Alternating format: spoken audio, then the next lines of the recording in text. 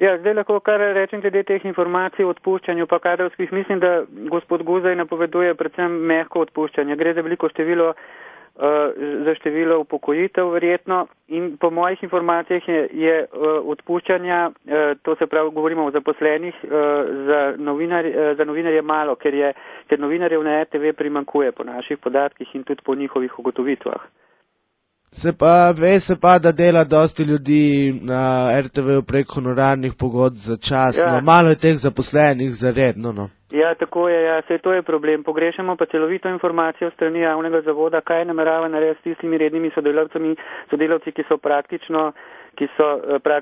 so na pogodbah civilnega prava, dejansko bi pa morali biti zaposleni, ker so redni sodelavci in izpolnjujejo vse tiste elemente pravne, da bi jih moral zavod pravzaprav redno zaposliti.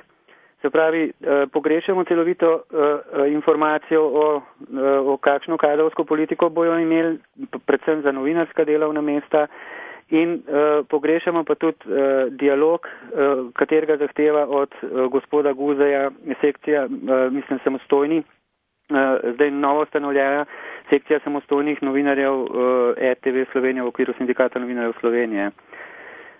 Namreč tam gre za nekih 400 ljudi, novinarjev, ki bi dejansko morali biti zaposlenih. Zdaj zaposlenih recimo je okoli 450, se pravi po teh ocenah dela programe okoli 800 novinarjev. Od teh je polovica zaposlenih, polovica pa dela praktično na črno, ne? Ker bi morali biti zaposleni redno. In v tem pogrešamo celovit dialog. Ja, to je to, ampak a se zdi na nek način, da išče zavod RTV neke luknje v zakonu, oziroma kje bi se dalo čim bolj izkoristiti zakon, da ljudje ne bi bili zaposleni pa za njih delali, da jim pač ne plačujejo dodatkov in vseh teh stroškov. Ja, tako je, no to je tudi problem z drugimi delodajalci. Je pa na RTV najbolj pereč in najbolj množično kršijo delovnopravno zakonodajo.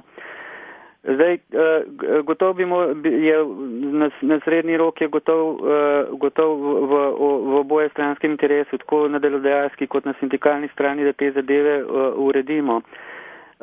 In je potreben dialog prav zato, da bo on jasno povedal, koliko bo teh ljudi zaposlil, da bo jasno povedal, kolikim ljudem namerava odpovedati pogodbo, če jo upravičeno namerava odpovedati. Potem je jasno, da bo to vplivalo na program, se pravi, mora jasno povedati, kaj od programskih vsebin bo ščrtal, če bo odpustil tok pa tok teh rednih sodelavcev. Vsi te elementi bi morali biti jasno predstavljeni tudi programskemu svetu, nadzornemu odboru, vsem, tudi verjetno tudi parlamentu, ki je ustanovitelj.